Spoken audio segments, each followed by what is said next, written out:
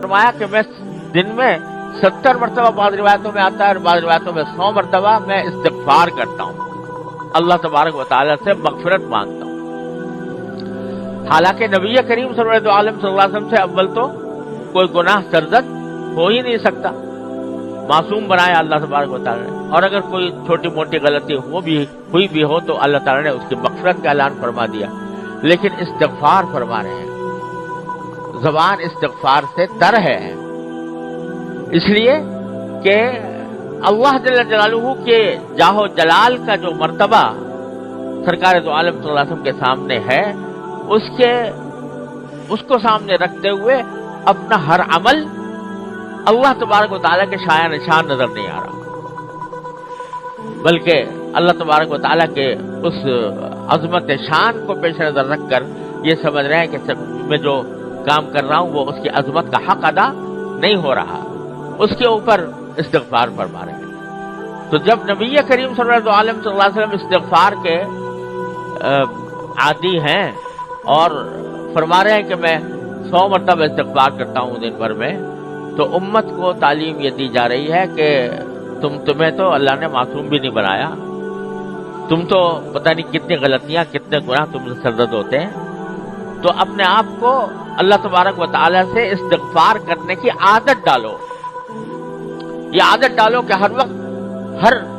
تھوڑے تھوڑے وقفے سے اللہ تبارک و تعالیٰ کی بارگاہ میں مغفرت طلب کرو، یا اللہ میں آپ کا بندہ ہوں، میرے گناہوں کو معاف فرما دیجیے، یا اللہ میں آپ کا بندہ ہوں، میرے گناہوں کو معاف فرما دیجیے۔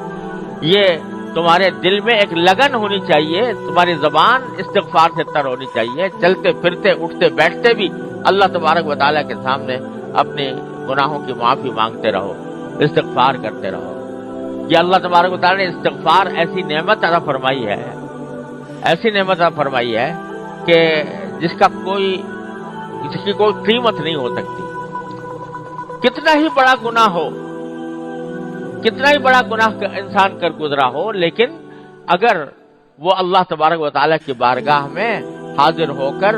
مغفرت مانگ لے، استغفار کر لے، تو اللہ تبارک و تعالیٰ اپنے فضل و کرم سے انہوں نے اعلان کر رکھا ہے کہ معاف ہے۔ 70 سال گناہوں میں گزارے، بڑے بڑے گناہوں میں گزارے، لیکن آخر میں جا کر اللہ تبارک و تعالیٰ کی بارگاہ میں اس نے اگر توبہ کر لی اور استغفار کر لیا تو اللہ تعالیٰ فرماتے ہیں التائب من الذنب کمن لا ذنب لہ، جو گناہ سے توبہ کر لے وہ ایسا ہو جائے گا جیسے کہ اس نے گناہ کیا ہی نہیں تھا۔ اور ہمارے حضرت حکیم الامت مولانا تھانوی رحمۃ اللہ علیہ نے فرمایا کہ جب بندہ استغفار کرتا ہے، اللہ تعالیٰ سے اپنے گناہوں کی معافی مانگتا ہے،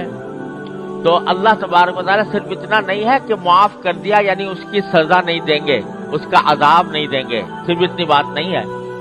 بلکہ نام اعمال سے مٹا دیا جاتا ہے وہ گناہ،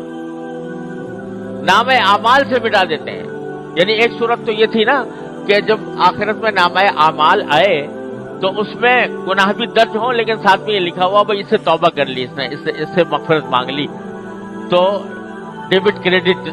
کا طریقے سے اس کو بتایا جائے نام اعمال کے اندر۔